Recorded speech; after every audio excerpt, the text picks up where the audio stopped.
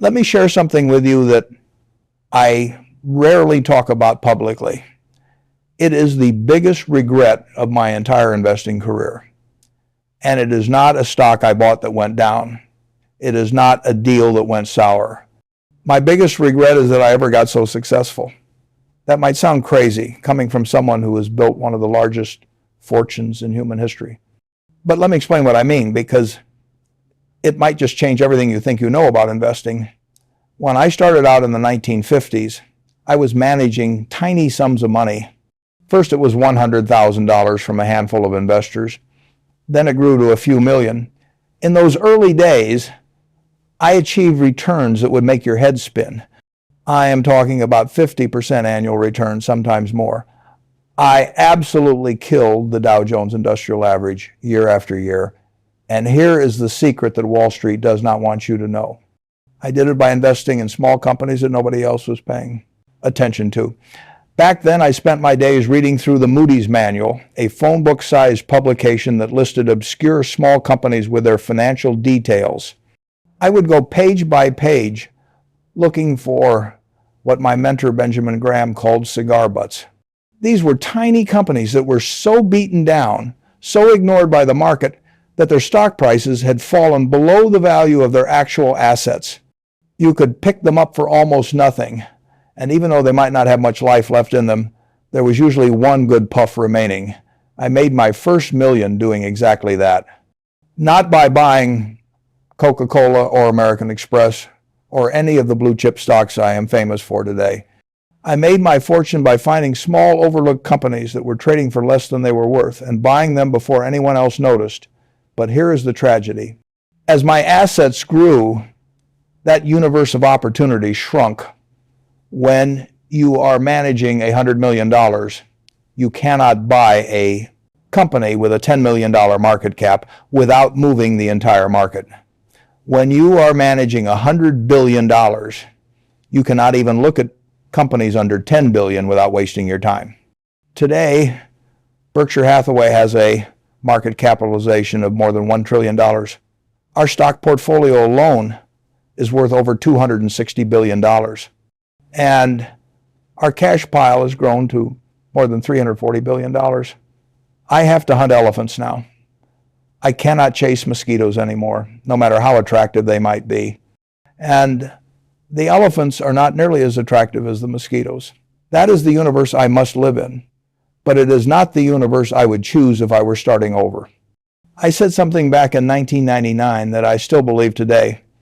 If I was running $1 million, or $10 million for that matter, I would be fully invested. I would not be sitting on cash. I think I could make you 50% a year on $1 million. No, I know I could. I guarantee that. Anyone who says that size does not hurt investment performance is selling something. The highest rates of return I have ever achieved were in the 1950s when I was investing peanuts. It is a huge structural advantage not to have a lot of money. Now, why am I telling you all of this? Because right now we are approaching what might be the most attractive environment for small cap investing that I have seen in decades. And if I could start over today with a small amount of capital, I would be loading up on these overlooked companies while everyone else chases the Magnificent Seven and artificial intelligence stocks into the stratosphere. Let me explain what I am seeing in the market right now. Large cap stocks, particularly the mega cap technology companies, have dominated market returns for more than 14 years. The average cycle of large cap versus small cap outperformance in market history has lasted about 11 years. We are 3 years past that average, and the signs of exhaustion are everywhere. The S&P 500 is trading at a 36% premium to its 25-year average valuation. Meanwhile, small cap stocks are trading at a discount to their historical averages. The relative valuation between small caps and large caps has reached levels we have not seen since the dot-com bubble of 1999 and 2000. Think about that for a moment. The last time small caps were this cheap relative to large caps was right before the technology bubble burst. What happened after that? Small caps massively outperformed for years while the tech giants crashed and burned. I am not saying history will repeat exactly, but it certainly rhymes. And the tune I am hearing right now is very, very familiar.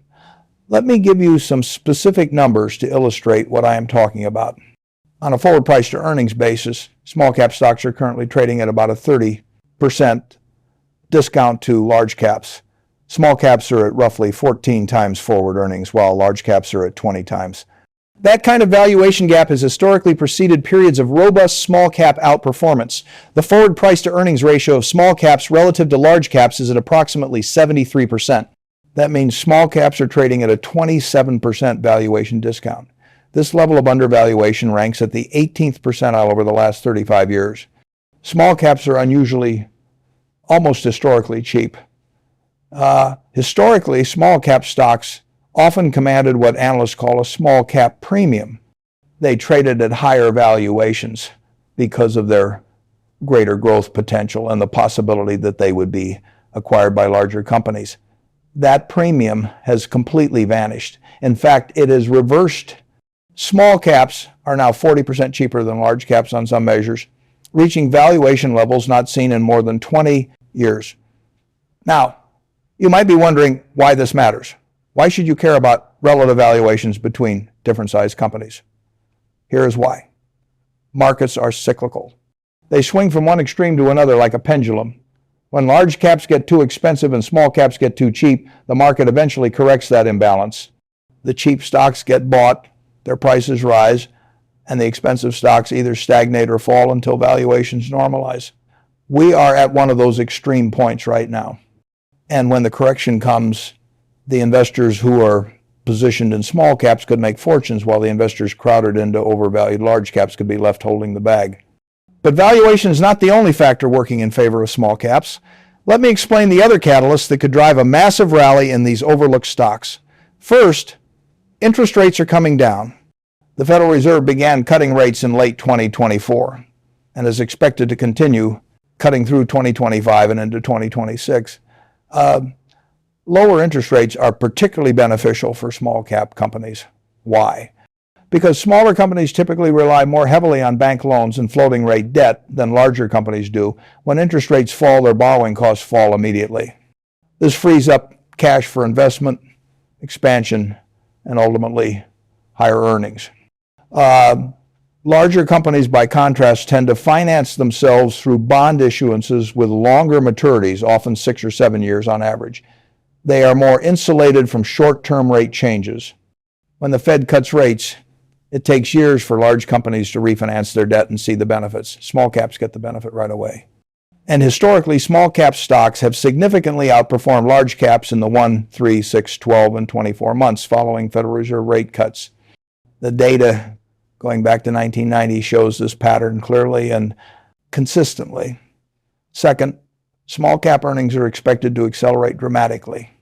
Analysts are projecting earnings growth of 21% in 2025 and 34% in 2026 for small cap companies. That is well above the historical average of around 15% earnings growth. Meanwhile, the Magnificent Seven, those mega cap technology stocks that have dominated market returns, are expected to see their earnings growth decelerate. They grew at 70% in 2024. That is expected to slow to 30% in 2025 and continue declining from there. The earnings growth gap between large and small caps is expected to narrow significantly. And when earnings growth expectations converge, valuations tend to converge as well. That means small cap stocks could see multiple expansion on top of their earnings growth, creating the conditions for exceptional returns. Third, the economic backdrop favors domestically focused businesses. Small cap companies derive nearly 80% of their revenue from domestic operations, compared to a much smaller percentage for large multinationals. If the American economy continues to grow, small caps benefit disproportionately, and there are reasons to believe the American economy will continue to grow. Consumer spending remains strong. Business investment is increasing, particularly in areas like reshoring manufacturing and building out infrastructure. Fiscal policy is supportive. The push to bring manufacturing back to American soil, what analysts call reshoring, is particularly beneficial for small cap companies. These are the businesses that supply parts, provide services, and support the industrial base that large corporations depend on. As supply chains move closer to home, small caps win. Fourth, Merger and acquisition activity is picking up. Lower interest rates and a more accommodating regulatory environment are expected to accelerate deal making in 2025 and 2026. And small cap companies are the primary beneficiaries of increased merger activity. Why? Because 90% of merger and acquisition deals historically have involved small cap companies as targets. When a large company wants to grow through acquisition, it buys a smaller company. The shareholders of those smaller companies get premium prices for their shares, often 30 or 40% above where the stock was trading. In 2024, North American merger and acquisition activity nearly matched the total deal value from all of 2023. And 2025 is expected to be even stronger as interest rates continue to fall and regulatory hurdles ease. If you own a basket of quality small cap stocks, the probability that one or more of them gets acquired at a significant premium is very high. That is an additional source of return that large cap investors simply do not have access to. Fifth, the initial public offering market is recovering. After years of depressed IPO activity following the market volatility of 2022 and 2023, companies are once again going public.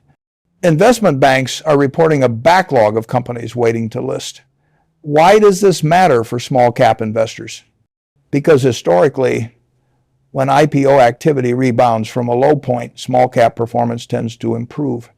Fresh capital entering the market through IPOs tends to flow towards smaller, faster growing companies rather than established giants.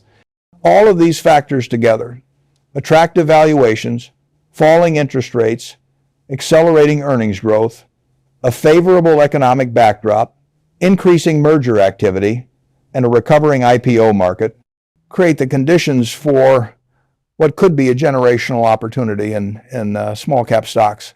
But I want to be clear about something. Not all small cap stocks are created equal. Just because a company is small does not mean it is a good investment.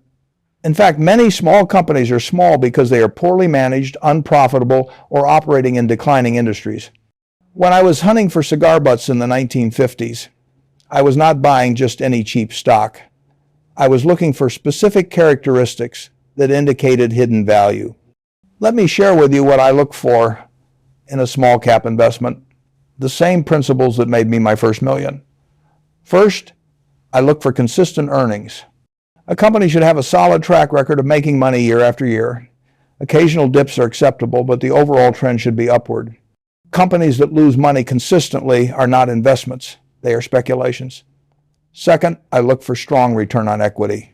If a company cannot earn at least 15% on its shareholders' equity over a sustained period, it does not have the kind of competitive advantage that creates lasting value. Return on equity tells you how effectively management is using your money to generate profits. Third, I look for manageable debt. Smaller companies with heavy debt loads are vulnerable to changes in interest rates and economic conditions.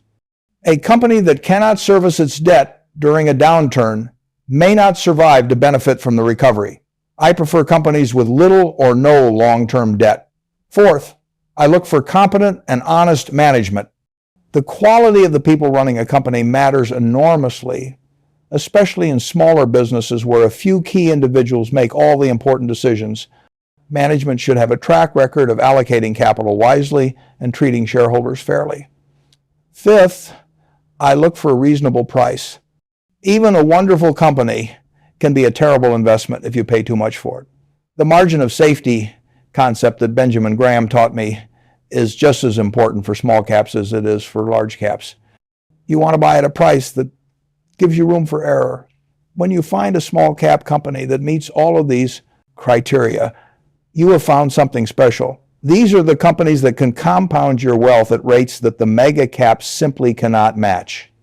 Let me give you an example from my own history that illustrates the power of small cap investing done right. In 1972, we bought a small candy company called See's Candies. At the time, it had annual revenues of about $30 million and profits of around $4 million. We paid $25 million for the entire business. By any definition, See's was a small cap investment. It was a regional business selling chocolate in California. Most investors on Wall Street had never heard of it and would not have cared if they had. But See's had all the characteristics I look for. It had consistent earnings that grew year after year. It had incredible return on equity because the business required very little capital to operate. It had essentially no debt. And it was run by capable people who understood their customers. Over the following decades, See's has generated more than $2 billion in pre-tax profits for Berkshire Hathaway. The business now earns over $100 million per year in profits from an initial investment of just $25 million. That is a 40-fold return on my original investment, and the business keeps generating cash year after year. I could not have achieved that return by buying General Electric or General Motors or any of the blue chip stocks that were popular at the time. The opportunity was in the small, overlooked company that nobody else wanted. The tragedy is that I cannot make investments like that anymore. If I found another See's Candies today, Berkshire would have to buy 100 of them to move the needle on our portfolio. And there simply are not 100 See's Candies available at any given time. But you can make those investments. You have the structural advantage that I no longer possess. The universe I cannot play in is still available to you. Now, let me address something that might be on your mind. If small caps are so attractive, why is Warren Buffett not buying them? The answer is simple. I cannot buy them anymore. The amount of money I manage is simply too large. If Berkshire invested in a company with a $2 billion market cap, two things would happen. First, we would move the stock price dramatically just by placing our order, destroying the very value we were trying to capture. Second, even if we could buy the entire company, it would represent less than 1% of our portfolio, far too small to materially impact our results. We need to make large transactions to move the needle at Berkshire. We have to deploy cash in billions, not millions. That forces us into the elephant hunting business, whether we like it or not. But I can tell you honestly that if I were starting over today with $1 million or $10 million, I would not be buying Apple or Coca-Cola or American Express. I would be searching for the small, overlooked companies that are trading below their intrinsic value. I would be looking for the next See's Candies, the next Geico, the next Berkshire Hathaway. Those opportunities exist today, probably in greater abundance than at any time in recent memory. The market's obsession with mega-cap technology and artificial intelligence stocks has left the small-cap universe neglected and undervalued. Let me tell you what I think is going to happen over the next few years. The cycle of large-cap dominance that has lasted 14 years is showing signs of exhaustion. The narrowness of market leadership, with just a handful of stocks driving most of the returns, is historically unsustainable. The valuations of the biggest companies have reached levels that assume near perfection for years to come. Meanwhile, the catalysts for small cap outperformance are aligning. Interest rates are falling. Earnings growth is accelerating. Merger activity is picking up. The economic backdrop is supportive. At some point, and I believe that point is approaching rapidly, the market will rotate. Capital will flow out of overvalued large caps and into undervalued small caps. The investors who are positioned for this shift will generate returns that seemed impossible during the years of mega-cap dominance. I have seen this pattern play out multiple times over my 7 decades of investing. In the late 1960s, the Nifty 50 stocks were the darlings of Wall Street. These were 50 supposedly invincible growth companies that investors believed would grow forever. People paid 50, 60, even 100 times earnings for them. Then came the bear market of 1973 and 74. The Nifty 50 collapsed. But small cap value stocks held up relatively well, and when the recovery came, they dramatically outperformed for years. I saw the same thing after the dot-com bubble burst in 2000. The technology giants that everyone loved crashed and burned. Some fell 90% or more from their peaks. But the small cap companies that nobody had been paying attention to surged. From 2000 to 2006, small caps dramatically outperformed large caps as valuations normalized. History is setting up to repeat itself. The patterns are remarkably similar to those previous episodes. concentration in a handful of popular stocks, extreme valuation differentials, widespread dismissal of anything that is not growing at spectacular rates. The conditions for a small cap rally are better than they have been in 25 years. And the investors who recognize this opportunity before the crowd will be richly rewarded. Now, I want to share some practical wisdom about how to approach small cap investing. First, diversification is crucial. When you invest in small companies, any individual position carries more risk than a large cap stock. Smaller companies have less diversified revenue streams, less access to capital during tough times, and more vulnerability to competition and disruption. You should never put all your eggs in one basket. I recommend building a portfolio of quality small cap stocks rather than betting everything on one or two names. That way, even if some of your picks disappoint, the winners can more than make up for the losers. Second, patience is essential. Small cap stocks can be volatile in the short term. They move more dramatically than large caps in both directions. You need the temperament to hold through the inevitable dips without panicking and selling at the wrong time. My favorite holding period is forever. When I find a great business at a good price, I want to own it for decades, not days or months. That long-term perspective allows compounding to work its magic. If you are not willing to own a stock for 10 years, do not think about owning it for 10 minutes. That advice applies even more strongly to small caps than to large caps. Third, focus on quality, not just cheapness. I learned this lesson the hard way over my career. In my early days, I focused almost exclusively on finding stocks that were cheap relative to their assets. The cigar butt approach worked, but it had limitations. Over time, I evolved to understand that paying a fair price for a wonderful business is better than paying a wonderful price for a fair business. The wonderful businesses can compound for decades. The fair businesses might give you 1 or 2 good years before their fundamental problems resurface. My partner, Charlie Munger, deserves credit for pushing me in this direction. He taught me that time is the friend of the wonderful business and the enemy of the mediocre one. When you buy a great small cap company, time works for you as the business grows and compounds value. Fourth, do your homework.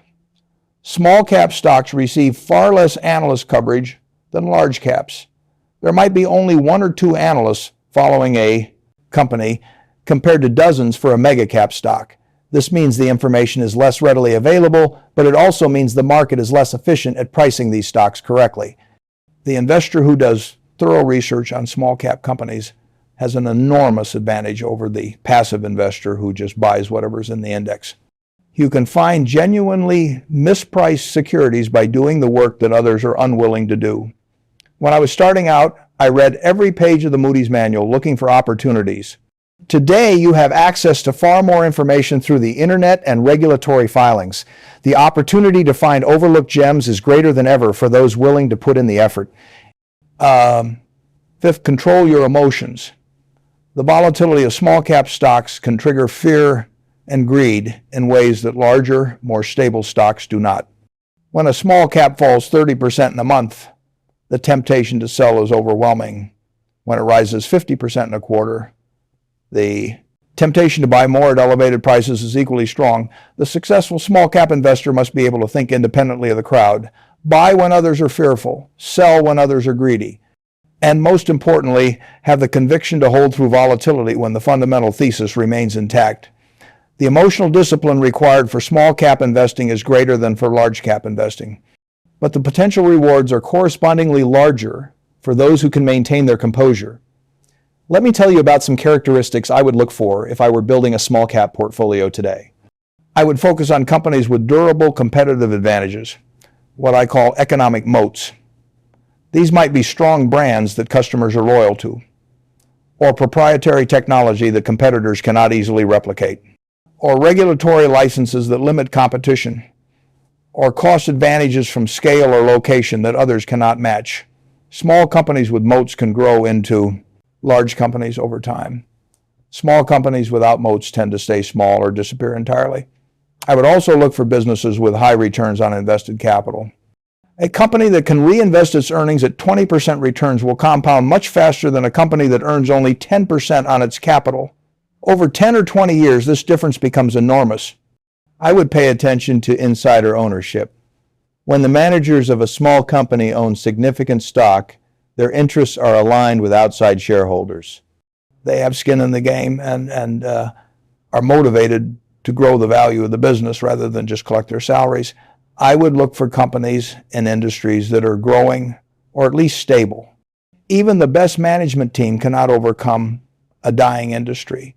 The tailwinds of industry growth make everything easier, and I would require a margin of safety in the price I pay. No matter how wonderful a company looks, something can always go wrong. The margin of safety protects you when your analysis proves incorrect or when unexpected events occur. Let me talk specifically about what sectors might offer the best opportunities in the coming small cap rally. Financial services, particularly regional banks and specialty lenders, look interesting. These companies benefit directly from falling interest rates and increasing economic activity. Many are trading at significant discounts to their book value. Industrials and manufacturing companies focused on the domestic market are well positioned. The trend toward reshoring benefits these businesses directly. They supply the parts and services that larger manufacturers need. Consumer companies with strong brands and loyal customers offer compounding potential. Even in a digital age, people still need physical products and services. The companies that serve them well can grow steadily for decades. Healthcare companies serving aging demographics have predictable demand growth. People need healthcare regardless of economic conditions, and the aging population ensures growing demand for years to come. Technology companies outside the artificial intelligence hype can be found at reasonable valuations. Not every tech company is valued at 50 times revenue. Many solid software and services businesses trade at reasonable multiples. The key is selectivity. Not every company in these sectors will be a good investment, but the ones that combine quality businesses with attractive valuations could deliver exceptional returns as the market rotation unfolds. Now, I want to address the timing question that everyone always asks. When will the small cap rally start? How long will it last? Should I wait for a signal before investing? Let me be honest with you. I do not know exactly when the rotation will happen. Nobody does. Trying to time the market precisely is a fool's errand that has cost investors billions of dollars over the years. What I do know is that the conditions are right for small caps to outperform. Valuations favor them. Interest rates are moving in their direction. Earnings growth is accelerating. The cycle of large cap dominance is extended beyond historical norms. The smart approach is to build positions in quality small cap companies now, while they are still cheap, rather than waiting for the rally to begin. By the time the rotation is obvious to everyone, the easy gains will already have been captured. The best time to plant a tree was 20 years ago. The second best time is today. The same is true for small cap investing. You do not need to catch the exact bottom to make excellent returns. You just need to be positioned in the right stocks when the market eventually recognizes their value. I have been investing for more than 70 years, and if there is one thing I have learned, it is that markets ultimately reflect fundamental value. Prices can diverge from value for extended periods, sometimes years, but they always converge eventually. Right now, small cap prices have diverged significantly from their fundamental value relative to large caps. That divergence will correct, and when it does, patient investors will be rewarded handsomely. Let me share one more story that illustrates the power of small cap investing over the long term. In the 1960s, there was a small textile company in New England that was struggling to compete with cheaper foreign imports. Its stock was trading below the value of its net working capital, what Benjamin Graham would have called a classic cigar butt. Most investors ignored it. Who wanted to own a declining textile business? But I saw an opportunity. I started buying shares at prices that seemed ridiculously cheap compared to the assets the company owned. That company was Berkshire Hathaway. Now, the textile business itself was not a good investment. It eventually closed down, unable to compete in a globalizing world. But I used Berkshire as a vehicle to acquire other businesses, first small ones, then larger and larger ones as our capital base grew. A single share of Berkshire Hathaway that I bought in the 1960s for around $15 is worth more than $700,000 today That is a 46,000-fold return over 60 years. The lesson is not that every small cap will become the next Berkshire Hathaway. Obviously, that kind of outcome is exceptionally rare. The lesson is that small cap investing, done correctly and with patience, can generate returns that are simply not possible in the large cap universe. The giants of today were all small companies once. Apple was a startup in a garage. Amazon was an online bookstore losing money. Walmart was a single store in Arkansas. The investors who identified these companies early when they were still small caps made fortunes that dwarf what later investors earned. The next generation of great companies is out there right now, hiding in the small cap universe, waiting to be discovered. Most will not become the next Apple or Amazon, but some will grow tenfold or 20-fold or more over the coming decades.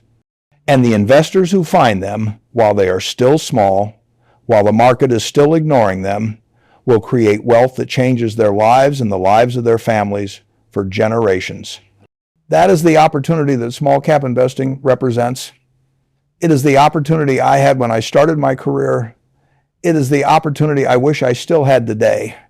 And it is the opportunity that is available to you right now at one of the most attractive entry points in decades. 2026 could be the year when the small cap rally begins in earnest. The catalysts are aligning, the valuations are compelling, the stage is set for a rotation that could make millionaires out of ordinary investors who are positioned correctly. I cannot buy these stocks myself anymore. My size prevents me from playing in this universe, but I can tell you that if I were starting over today with a small amount of capital, this is exactly where I would be focused. The mosquitoes are more attractive than the elephants. They always have been. The only difference is that now I am too big to hunt them. You are not. Use that advantage. Do your homework. Build a diversified portfolio of quality small cap companies at reasonable prices. Have the patience to hold through volatility and let compounding work its magic over the next decade and beyond. The opportunity of a generation is sitting right in front of you. The only question is whether you will be wise enough to seize it. I have shared everything I know about why small caps are positioned to outperform. I have shared my own history with small cap investing and the regret I feel about growing too large to participate in this universe. I have shared the principles that should guide your selection of individual stocks. Now the rest is up to you. The market does not reward people who simply listen to good advice. It rewards people who act on it. The information I have shared today is valuable only if you do something with it.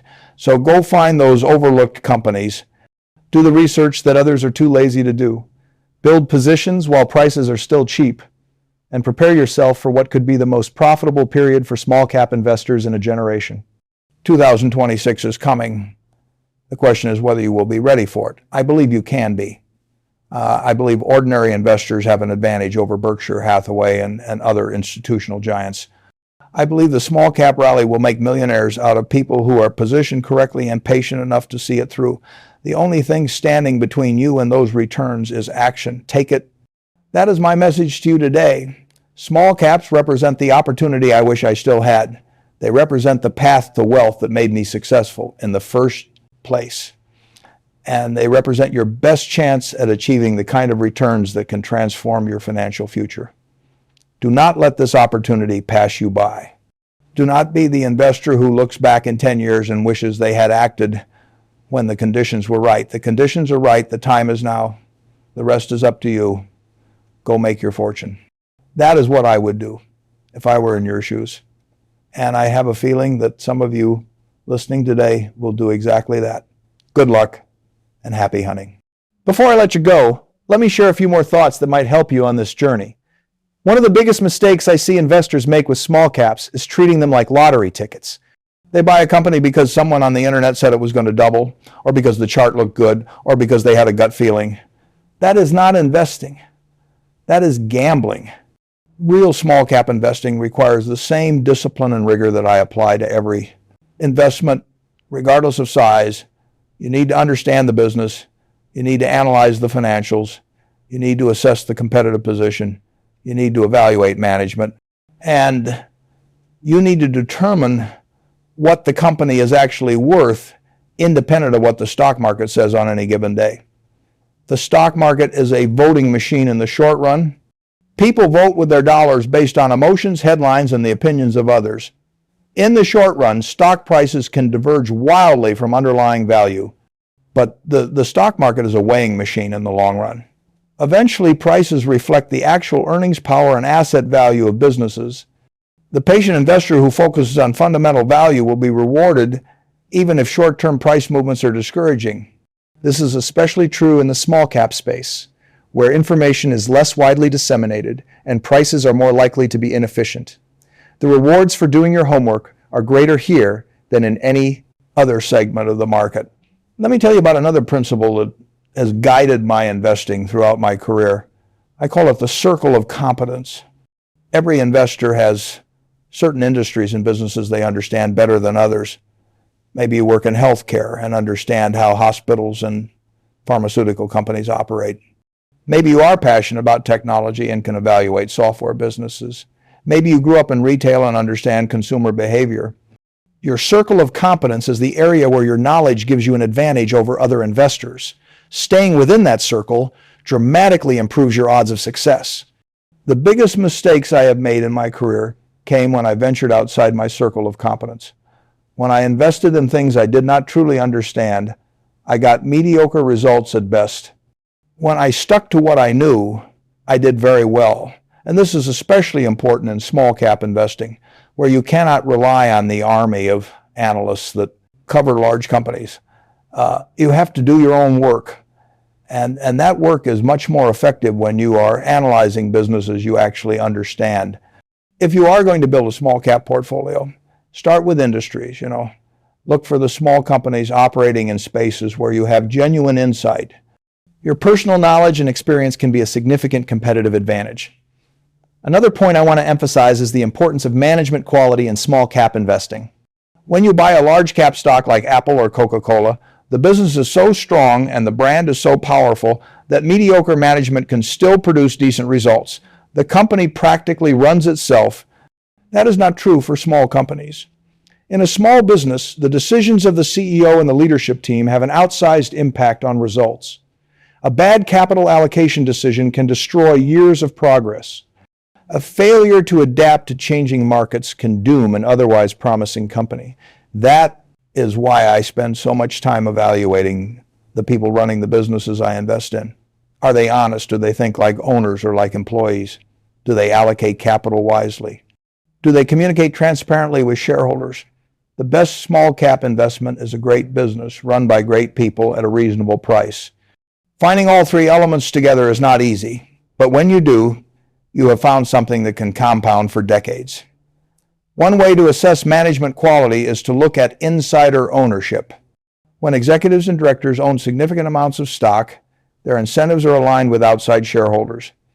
They eat their own cooking, as I like to say. Another way is to read the annual letters to shareholders. How does management explain the business? Do they acknowledge mistakes? Do they set realistic expectations? Do they communicate in plain English that anyone can understand?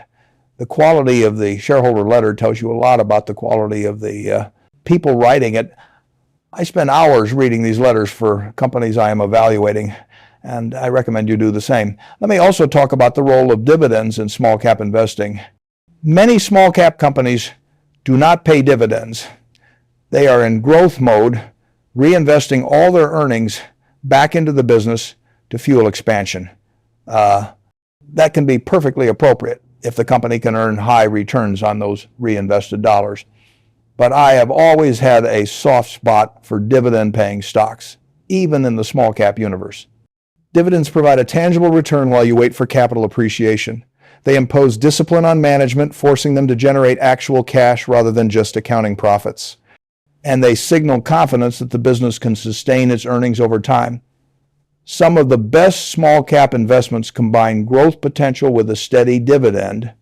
These companies are often overlooked because they do not fit neatly into the growth or income box, but for patient investors, they can be ideal holdings. When evaluating a dividend-paying small cap, I look at the payout ratio, the percentage of earnings being distributed to shareholders. A payout ratio of 30 to 50% suggests the company can maintain its dividend while still investing in growth. A payout ratio above 70 or 80% raises concerns about sustainability. I also look at dividend growth history. A company that has raised its dividend consistently for 10 or 20 years is demonstrating confidence in its future earning power. That track record is valuable information. Now, let me address the question of how many small cap stocks you should own. Some investors believe in concentrated portfolios, putting all their money into their 5 or 10 best ideas. Others prefer broad diversification, owning 50 or 100 stocks to spread the risk. I have practiced concentration throughout my career. My view is that diversification is protection against ignorance. If you know what you are doing, you should have the confidence to make meaningful bets on your best ideas. But concentration requires deep knowledge and conviction. If you are new to small cap investing, broader diversification is probably the safer approach. Owning 20 or 30 quality small caps gives you exposure to the asset class while protecting against the inevitable disappointments that will occur. As you gain experience and develop deeper expertise in certain areas, you can gradually concentrate your portfolio around your highest conviction ideas. But do not rush that process. The tuition for learning to invest in concentrated portfolios can be very expensive if you make mistakes early on. Another question I often receive is whether individual stock picking is worth the effort or whether investors should just buy a small cap index fund. Index funds have their place. For investors who do not have the time or inclination to do detailed research, a low-cost small cap index fund provides broad exposure to the asset class. You will capture the small cap premium over time without having to pick individual winners. But I believe there is an opportunity cost to passive investing, especially in the small cap space. The inefficiencies in this market mean that careful stock selection can add significant value. An investor who does thorough research can identify undervalued companies that the index must own regardless of price. If you are willing to put in the work, I believe you can outperform a small cap index over time by focusing on quality companies at reasonable valuations. The margin of outperformance will not be as large as it would have been 50 years ago when markets were far less efficient, but it is still meaningful, especially in the less followed corners of the market. The choice between active and passive ultimately depends on your temperament and available time. There is no shame in buying an index fund if that is the right approach for your situation. But for those who enjoy the challenge of finding hidden gems, small cap stock picking remains a rewarding endeavor. Let me share a few final thoughts about the psychological challenges of small cap investing. The volatility can be emotionally draining. Watching a position drop 30% a month tests even the most disciplined investor. The temptation to sell and stop the pain is overwhelming. But here is what I have learned over 7 decades. The drops are where the money is made. The investors who buy when others are panicking, who add to positions when prices are falling, who have the courage to hold through terrifying declines, those are the investors who generate the best long-term returns. Every great investment I have ever made looked terrible. At some point, the market dropped, the headlines turned negative, and conventional wisdom said I was wrong. The positions that made me the most money were the ones I held through those difficult periods. Small cap investing requires emotional resilience.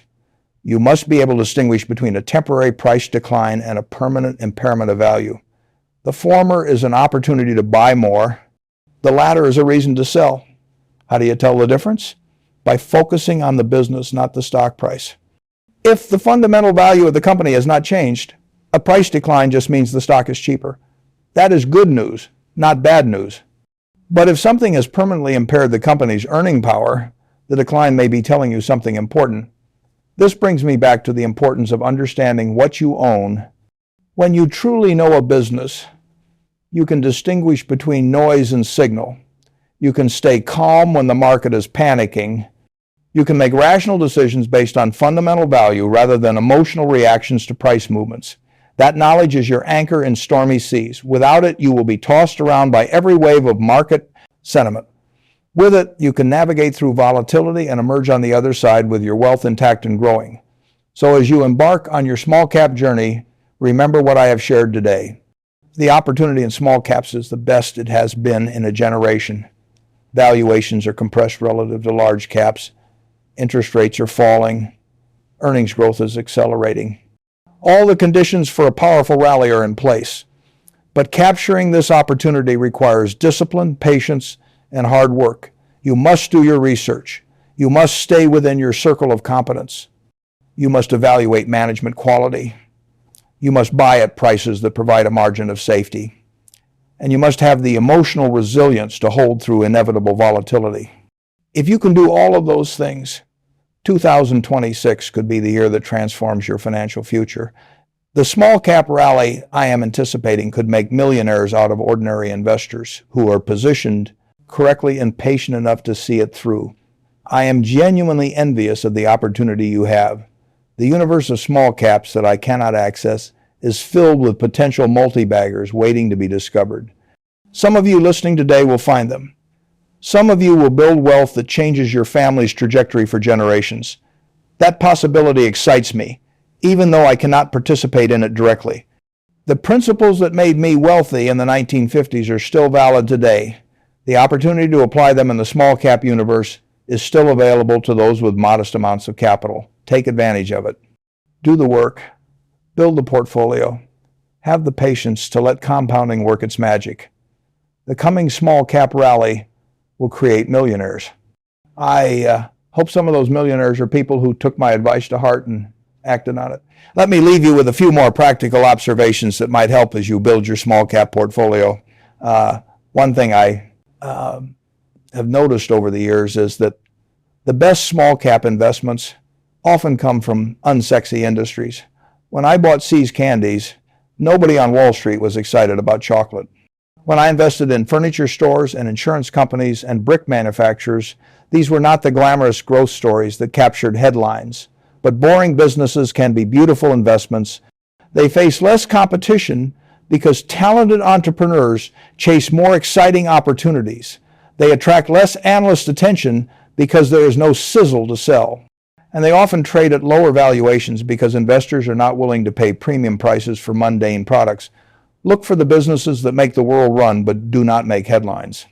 The companies that supply the materials, provide the services, and manufacture the components that larger businesses depend on. These are often the best hunting grounds for small cap value. Another observation is the importance of balance sheet strength. When economic conditions turn difficult, companies with strong balance sheets survive and even thrive while their over-leveraged competitors struggle. The survivors often emerge from downturns in stronger competitive positions because their weaker rivals have been eliminated. In the small cap space, balance sheet strength is even more critical than for large caps. Smaller companies have fewer options when they need capital. They cannot easily tap the bond market. Their banks may get nervous and pull credit lines. They may be forced to raise equity at dilutive prices just to survive. The small caps that come through recessions intact are the ones that entered with fortress balance sheets. They had cash reserves to weather the storm. They had minimal debt that did not become a burden when revenues declined. They had the financial flexibility to take advantage of distressed competitors. When I evaluate a small cap company, the balance sheet gets careful scrutiny. I want to see cash reserves that can cover multiple years of operations. I want to see manageable debt with reasonable maturities. I want to see the financial strength that provides staying power through whatever challenges arise. This focus on financial strength may mean passing on some exciting growth stories that are using debt to fuel expansion. But over a full market cycle, the disciplined companies with strong balance sheets tend to outperform the aggressive companies that are leveraged to the hilt. Let me also mention the importance of management incentives in small cap investing. In large companies, executive compensation has become disconnected from long-term shareholder value. CEOs receive enormous pay packages regardless of how the stock performs. Stock options create incentives to manipulate short-term results rather than build lasting value. Small cap companies are often different. The founder may still be involved. The management team may own significant stock purchased with their own money. The incentives may be aligned with outside shareholders in ways that are rare among mega caps. So when evaluating small cap investments, I pay close attention to how management is compensated and how much stock they own. I want to see skin in the game. I want to see executives who will prosper only if shareholders prosper.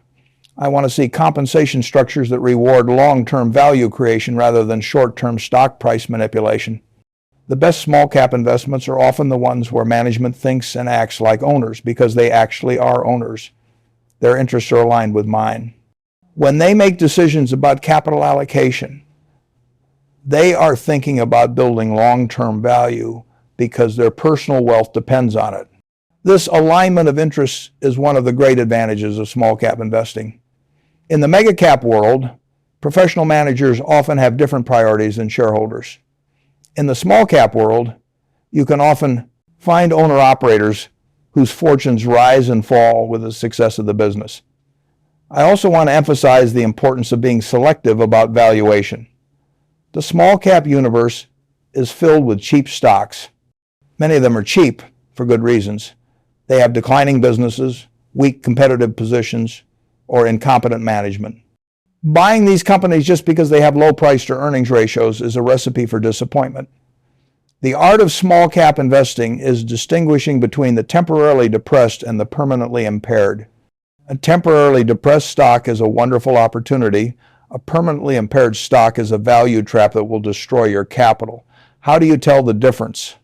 By understanding the business deeply enough to assess its future earning power, a company with a strong competitive position that is experiencing temporary headwinds will eventually recover. A company whose competitive position has been permanently eroded will not. This is where the hard work of fundamental research pays off. The investors who truly understand the businesses they own can distinguish between opportunity and trap. The investors who buy based on screening criteria alone often find themselves holding permanently impaired companies that never recover. Be selective, be patient. Wait for the combination of quality business and attractive price that creates genuine opportunity. Do not settle for one without the other. And finally, remember that investing is a marathon, not a sprint. The wealth I have accumulated came from decades of patient compounding, not from a few spectacular years. The best investments I ever made required years to play out fully. The small cap rally I am anticipating will not happen overnight. It may take a year or two to unfold. It may experience setbacks along the way. The path will not be smooth, but for investors with the patience to hold quality small caps through the volatility, the rewards could be substantial. The valuation gap between small and large caps will eventually close. The earnings growth advantage will eventually be reflected in stock prices. The catalyst for outperformance will eventually take effect. Your job is to be positioned correctly and then wait. The market will do the rest. I have been investing for more than 70 years. In all that time, I have never seen conditions more favorable for small cap investors than what exists today. The valuation discount to large caps is at generational extremes. The catalysts for a rally are aligning. The opportunity is real and substantial. Take advantage of it.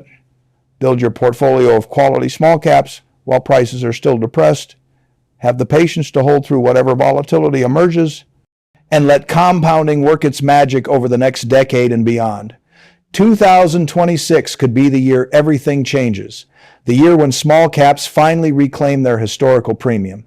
The year when patient investors are rewarded for swimming against the tide. The year when millionaires are made. I cannot participate in this opportunity anymore. My size prevents it. But I can share what I know with those who can. You have the structural advantage that I no longer possess. Use it wisely. The rest is up to you. Good luck and happy hunting.